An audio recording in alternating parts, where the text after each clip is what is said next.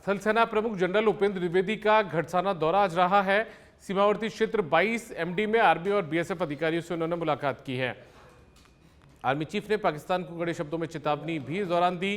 उन्होंने कहा कि ऑपरेशन सिंदूर 2.0 में भारत सही नहीं रखेगा।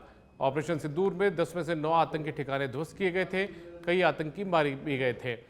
उन्होंने ऑपरेशन सिंदूर की सफलता का श्रेय जवानों और स्थानीय लोगों को दिया है। उन्होंने कहा कि पीएम मोदी ने इसका नामकरण किया था, महिलाओं को इसे समर्पित किया गया। पाकिस्तान को कड़े शब्दों में चेतावनी देते हुए उन्होंने कहा कि भूगोल पर रहना है तो इस आतंकवाद को खत्म करो।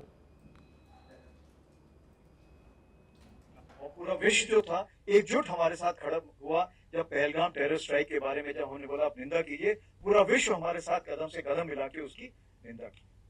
और जैसे आपको पता है टेररिस्ट टारगेट तो 9 टारगेट हम लोगों ने नियुक्त किए थे और इस टारगेट में ये हमने यकीन किया था कि इसमें कोई इनोसेंट नहीं खत्म होना चाहिए और कोई मिलिट्री टारगेट को भी हम नहीं उस टाइम डिस्ट्रॉय करना चाहते थे। हम टेररिस्ट टारगेट को डिस्ट्रॉय करना चाहते थे।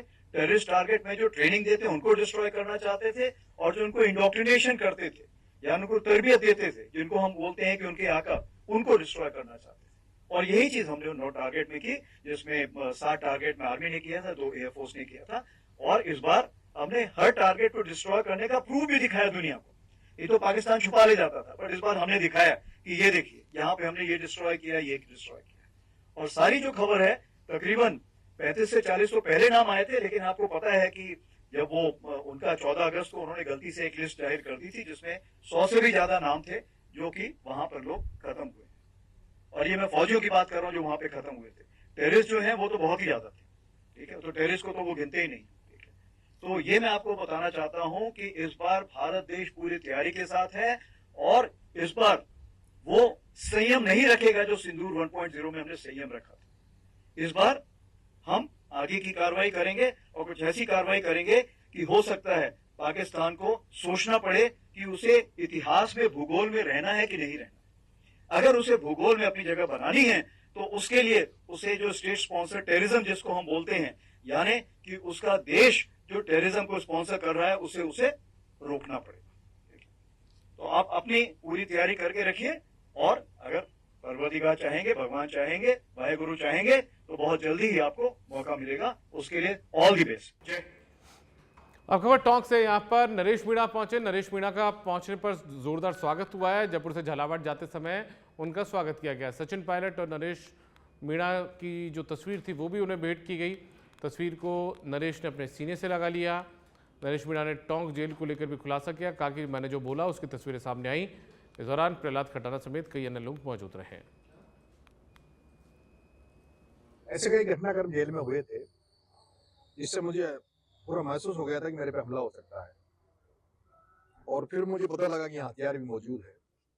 तब मैंने ये आप सभी मीडिया के माध्यम से ये बात कही थी कि टोंक जेल में हथियार है और मेरी जान को खतरा है। और अब आप सबके सामने वो बात आ गई कि जेल में वो जो हथियार थे जिसकी मैंने जिक्र किया था वो उसका वीडियो वायरल हो गया।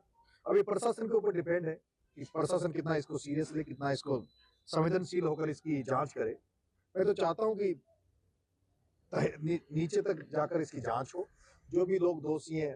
तो सबसे बड़ा आज सवाल इस बात का है, तो यहाँ के राजेश मीणा एसपी ने कहा है कि ये वीडियो साल भर पुराना है, वीडियो 2 साल पुराना है, 5 साल पुराना है।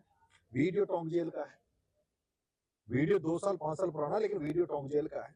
मुद्दा सबसे बड़ा ये है कि अब क्या पुलिस प्रशासन उस कट्टे को बरामद करेगी या नहीं करेगी। वो कट्टा किसने जेल के अंदर पहुंचाया और वो कट्टा अभी वर्तमान समय में कट्टा। डूंगरपुर के सागवाड़ा थाना क्षेत्र के गलियाकोट मोड़ पर एक ट्रक ने मोटरसाइकिल सवार दंपति को टक्कर मार दी। हादसे में घायल एक महिला की अस्पताल ले जाते वक्त मौत हो गई। परिजनों ने रिपोर्ट सौंपकर दोषी ट्रक चालक के खिलाफ पुलिस से कार्रवाई की मांग की है। वहीं पुलिस ने शव का पोस्टमार्टम करवाकर परिजनों को सुपुर्द किया है।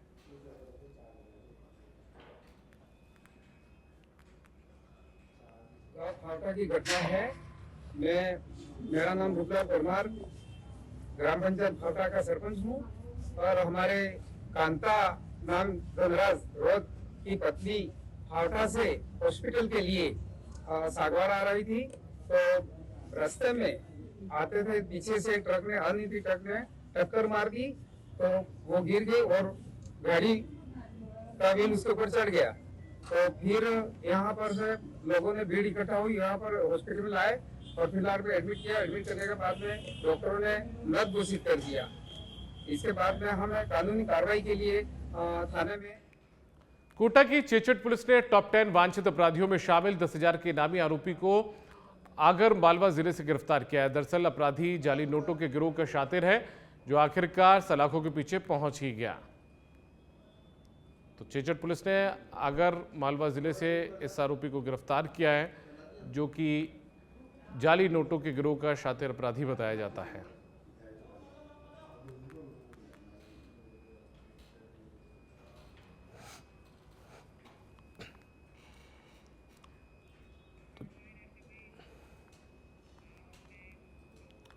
जालोर की भीनबाल से खबर है, सरहद जेरड़ में चोरी के मामले का पर्दाफाश कर दिया गया। पुलिस ने चोरी के जेवरात खरीदने वाले 2 आरोपियों को गिरफ्तार किया। आरोपियों से तकरीबन 15 लाख रुपए के सोने और चांदी के गहने बरामद किए गए हैं। इससे पहले 5 आरोपियों की गिरफ्तारी भी हो चुकी है। फिलहाल गिरफ्तार आरोपियों से पूछताछ की जा रही है।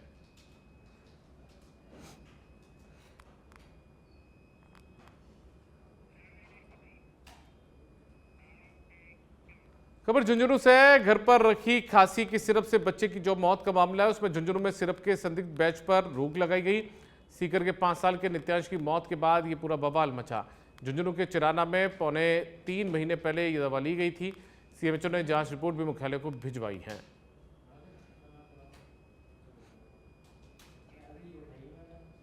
मैंने सीएमएचओ कार्यालय से हमारे जिला उत्तीर्ण विभाग के प्रभारी और एडीसी को निर्देश दिए कि इसकी तथ्यात्मक जांच बनाई जाए और इसमें जांच रिपोर्ट प्रस्तुत की जाए। जांच टीम मौके पर जाने पर सीएचसी प्रभारी से बात हुई और उसका रिकॉर्ड देखा गया और सीएचसी प्रभारी को मैंने उस बच्चे के गाँव में भेजा। मूल रूप से उस बच्चे का गाँव सीकर जिले में है और झुंझुनू का पड़ोसी गाँव है, बॉर्डर का गाँव है। इस कारण से सीएचसी प्रभारी द्वारा बताया गया कि वहाँ पे किसी भी प्रकार से पिछले 2 महीने से वो बच्चा हमारे झुंझुनू की जो सीएचसी चिराना है उसमें नहीं आया और इस प्रकार से जून और जुलाई के अंदर वो बच्चा दिखाने के लिए आया। तो उसके बाद पिछले 2 महीने से यहाँ पे नहीं आया है और उनके परिवारजनों के द्वारा लिखित में बयान दिए गए हैं। बच्चे की माताजी हैं, दादाजी हैं, दादी जी हैं, उन्होंने बयान दिए हैं कि यहाँ पे झुंझुनू जिले में इस चिराना सीएचसी में 2 महीने से बच्चे को नहीं दिया गया है और दिखाया गया है और बच्चे को बीमार होने के कारण से 1-2 महीने पुरानी सिरप है, पहले घर पे रखी हुई सिरप थी, वो सिर्फ उनके द्वारा दी। खबर झुंझुनू से। कांग्रेस में नए जिलाध्यक्ष चुनने की कवायद शुरू हो गई है। झुंझुनू में संगठन सृजन अभियान के तहत बैठक की गई। प्रभारी कैप्टन प्रवीण डावर ने ये कार्यकर्ताओं की बैठक ली। जिलाध्यक्ष के लिए नामों का पैनल तैयार अब डावर की तरफ से किया जाएगा। करीब 1 महीने में जिलाध्यक्ष की प्रक्रिया को पूरा किया जाना है।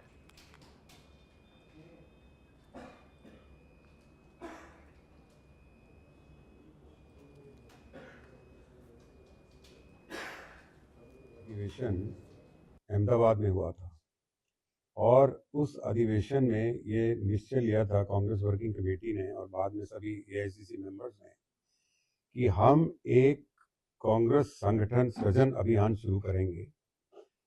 जिले लेवल से हम शुरू करेंगे, उसके बाद जब जिला लेवल खत्म हो जाएगा तो ब्लॉक लेवल, मंडल लेवल और ग्रामीण लेवल पे ये प्रोग्राम हम चलाएंगे। तो आज जो हम झुंझुनू से शुरुआत करी है डिस्ट्रिक्ट लेवल प्रोग्राम की, और मैं यहाँ पे आया हूँ, कल मैं यहाँ पहुँचा था, अगले 7-8 दिन में यहीं रहूँगा। मैं हर ब्लॉक में जाऊँगा और जब मैं ब्लॉक में जाऊँगा तो उसमें सारी 12 जिले के शाहबाद उपखंड से खबर है। यहाँ पर बिजली विभाग कार्यालय के सामने खंभों से भरे ट्रैक्टर ट्रॉली खड़े रहते हैं, जिसके चलते रास्ते से निकलने वाले वाहन चालकों और राहगीरों को परेशानी का सामना करना पड़ता है, लेकिन बिजली विभाग के अधिकारी इस पर ध्यान नहीं देते हैं। 12 के शाहबाद की तस्वीरें हैं। यहाँ पर खंभों से भरे हुए ट्रैक्टर ट्रॉली सड़क के किनारे खड़े रहते हैं और इसकी वजह से हादसे भी हो सकते हैं। हादसों का अंदेशा रहता है। हादसों को न्योता ये ट्रैक्टर ट्रॉलियाँ देती हैं।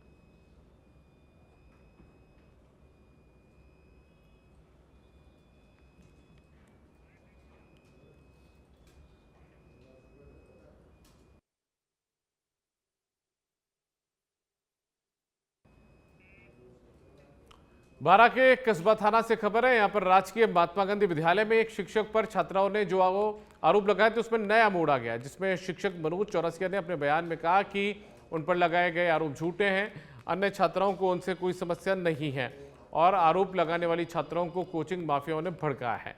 शिक्षक ने आरोप लगाया कि स्थानीय कोचिंग माफिया और निजी विद्यालय संचालक सरकारी विद्यालयों की छवि को बिगाड़ने की कोशिश कर रहे हैं। शिक्षक ने सरकार और शिक्षा विभाग के उच्चाधिकारियों को इस मामले की निष्पक्ष जांच करने की मांग की है।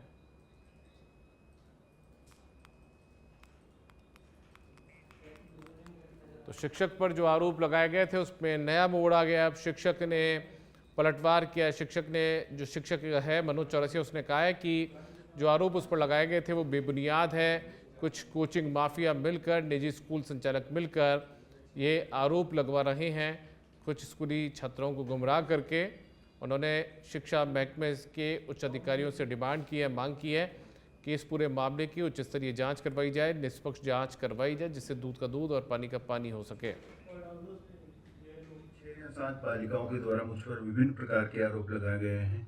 वो कक्षा 12 की छात्राएं हैं।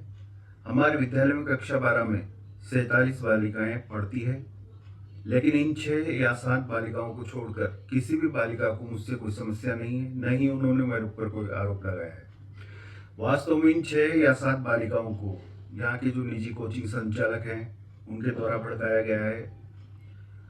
इन 6 या 7 बालिकाओं ने बड़ी खबर है जयपुर से, मुख्यमंत्री से जुड़ी हुई खबर है। सीएमओ में मुख्यमंत्री भजनलाल शर्मा ने समीक्षा बैठक ली है। 8 अक्टूबर को सूरत में होने वाले प्रवासी राजस्थानी दिवस को लेकर यह बैठक ली गई।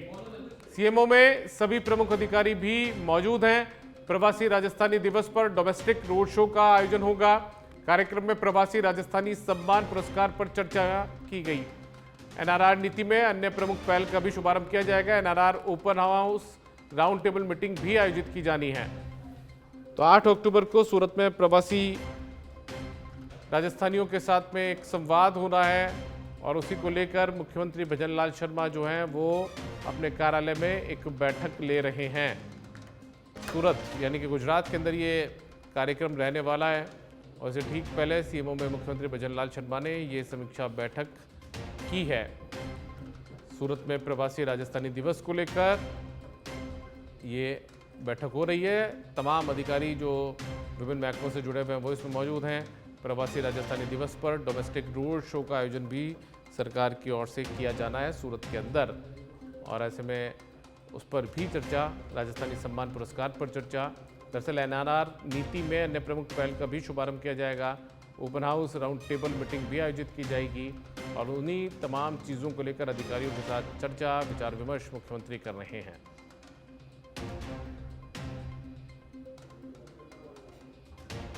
तो 8 अक्टूबर को सूरत में प्रवासी राजस्थानी दिवस को लेकर बैठक हो रही है।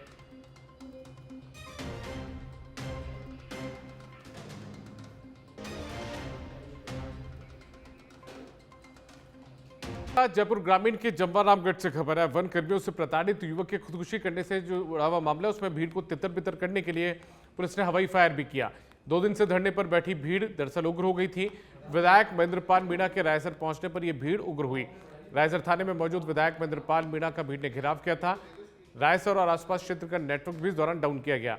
पुलिस फायरिंग के बाद NH 148 पर जो भीड़ है वो भागती हुई नजर आई।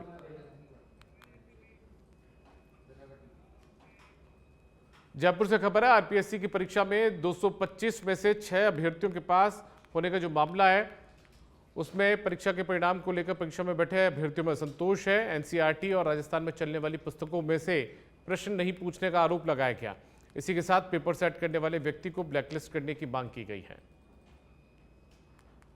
आरपीएससी द्वारा हाल ही में पॉलिटिकल साइंस विषय की जो परीक्षा है उसका परिणाम घोषित किया गया, जिसमें 225 पोस्ट में से मैथ 6 अभ्यर्थी पास हुए हैं। अब परिणाम को लेकर जो अभ्यर्थी हैं जिन्होंने परीक्षा दी थी उनमें काफी असंतोष है और इनके द्वारा लगातार विरोध किया जा रहा है। क्या कुछ विरोध है, क्योंकि 225 पोस्ट थी और 6 अभ्यर्थी जो है पास हुए। राजनीति विज्ञान व्याख्याता का भर्ती निकाली थी आरपीएससी ने, जिसमें 225 सीटों पे भर्ती थी, मात्र 6 लोग पास हुए। कारण कि ऐसा पेपर बनाया है जो पता ही नहीं कौन सी यूनिवर्सिटी से आया, कौन सी बुक से आया, पता ही नहीं लग रहा है। अपने राजस्थान में चलने वाली यूनिवर्सिटी हो चाहे एनसीईआरटी की बुक हो, किसी में से सवाल देखने को नहीं मिले हैं। ये बहुत ही गंभीर विषय है कि 225 सीटों पे आप भर्ती करना चाह रहे हो या फिर बाहर करना चाह रहे हो। ये मेन मुद्दा है कि केवल 6 लोग ही पास हुए, आप देख सकते हो। लोगों के पेपर देख के होश उड़ गए हैं और अभी तक ढूंढने में सवाल नहीं मिल रहे हैं कि पता नहीं कौन सी यूनिवर्सिटी से सवाल आए, कौन सी बुक से आए हैं। और राजस्थान पूरे में हिंदी मीडियम की किताबें हो या एनसीईआरटी जो स्कूलों में चलती हो, एक भी पास नहीं हुआ। ठीक है, तो अब आप यहाँ पर आए हैं, क्या कुछ आपकी मांगे हैं और क्या आप चाहते हैं? देखिए सर, ये सवाल 225 पोस्ट का नहीं है। ये सवाल राजस्थान में पीएचडी कर रहे, पीएचडी करवा रहे प्रोफेसर, असिस्टेंट प्रोफेसर और जितनी भी यूनिवर्सिटी हैं गवर्नमेंट, उन सब पे ये सवाल खड़ा होता है कि आखिर वो ऐसा कुछ नहीं पढ़ा पा रहे जिससे राजनीति विज्ञान का व्याख्याता बनने के लिए जो मिनिमम क्वालिफिकेशन है वो उनके विद्यार्थी पास नहीं कर पा रहे। अब क्या मेन कारण थे कि जिनसे आरपीएससी ने ब्लूप्रिंट को फॉलो नहीं किया? क्या राजनीति विज्ञान के साथ ही दोहरा व्यवहार क्यों किया गया? अब हमारे जब हमको सिलेबस दिया जाता है तो सिलेबस दिया जाता है विद्यार्थी को निर्देशित करने के लिए कि भाई इस अकॉर्डिंग आप पढ़ो, जबकि आरपीएससी ने जो सिलेबस दिया है उससे मनसा ये जाहिर हो रहा है कि उसने गुमराह करने के लिए दिया है कि हमने सिलेबस ये दिया है, पूछेंगे यहाँ से। अभी अगली भर्ती के लिए इन्होंने अपडेट सिलेबस जारी किया जो आगामी भर्ती के लिए, जिसमें कुछ टॉपिक ऐड किए, उनसे क्वेश्चन पिछली भर्ती में पूछ रखे हैं जो उस सिलेबस में कभी मेंशन भी नहीं थे। जब आपने ये सिलेबस में मेंशन कर रखा है कि सीनियर सेकेंडरी लेवल के ये टॉपिक होंगे, स्नातक स्तर के ये टॉपिक होंगे, पीजी लेवल के ये होंगे, तो जब आप उन क्वेश्चन को देखने जाते हैं तो मानो पीजी तक की किसी भी बुक में, चाहे एनसीईआरटी को ले लो, चाहे किसी भी राजस्थान की कोई भी गवर्नमेंट यूनिवर्सिटी है, उसकी जो रेफरेंस बुक होती है उनमें नहीं है। तो फिर आखिर इसको बनाने के पीछे किसी एक प्रोफेसर की कुंठित मानसिकता दर्शित होती है, क्योंकि आखिर वो डिसाइड करेगा कि राजस्थान में पढ़ाने वाले, पीएचडी करवाने वाले प्रोफेसर और 50,000 लोग जो इसमें अपीयर हुए थे वो सारे अयोग्य हैं। ठीक है, अब आपकी मुख्य मांग क्या है? क्या आप चाहते हैं? आपका जो परिणाम आया है, 6 अभ्यर्थी पास हुए हैं, उसको लेकर आप क्या चाहते हैं? हमारी सबसे पहले मुख्य मांग तो ये है कि पेपर ब्लूप्रिंट के हिसाब से बने। उसके बाद में 219 जो सीटें खाली रह गई है उनको वापस प्रक्रियाधीन 2025 में जो भर्ती चल रही है अभी वर्तमान में, उसमें जोड़े। उसमें भी जो कैटेगरी की सीटें हैं उनको कैटेगरी में, जिसमें एससी एसटी की पिछली बार 2022 वाली भर्ती में खाली रह गई थी, जो 150 प्लस सीटें खाली रह गई थी, उनको इस बार वापस जोड़ा जाए जो प्रक्रियाधीन भर्ती है। और इस बार भी खाली रह गई जो कैटेगरी में रही है उनको वापस कैटेगरी में जोड़ा जाए। और उस हिसाब से एनसीईआरटी से क्वेश्चन बनने चाहिए, पेपर एक बैलेंस बनना चाहिए, प्रासंगिक प्रश्न और उसके ऑप्शन बनने चाहिए। ठीक है, तो ये तमाम अभ्यर्थी थे जो अपनी मांगों को लेकर आज यहाँ पर पहुंचे हैं और आरपीएससी के द्वारा जो नतीजा जारी किया गया है उससे संतोष है और इनके अपने अपने करौली से खबर है, गुड़गांव में खाद्य विभाग टीम ने अभियान चलाया। त्योहारों के सीजन को लेकर खाद्य विभाग की टीम की तरफ से ये अभियान चलाया जा रहा है। खाद्य पदार्थों की गुणवत्ता सुनिश्चित करने के लिए अभियान की शुरुआत की गई। आमजन को शुद्ध खाद्य सामग्री उपलब्ध कराना अभियान का मुख्य मकसद है। खाद्य विभाग की टीम ने कई दुकानों से सैंपल भी लिए। अभियान में कई मिलावटखोरों पर रोक लगाई गई। खाद्य सुरक्षा अधिकारी विजय सिंह बाबूलाल के नेतृत्व में ये अभियान चलाया गया।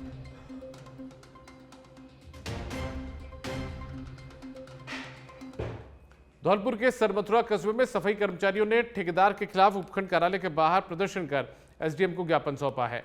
कर्मचारियों ने ठेकेदार पर 2 महीने से वेतन न देने और पीएफ ईएसआई की राशि हड़पने का आरोप लगाया। बताया गया कि ठेकेदार वर्षों से केवल आश्वासन दे रहा है, लेकिन कोई राशि जमा नहीं की गई। कर्मचारियों ने एसडीएम से आगामी त्योहारों को देखते हुए बकाया वेतन और पीएफ ईएसआई राशि जमा कराने की मांग की। प्रदर्शन में बड़ी संख्या में सफाई कर्मचारी शामिल रहे।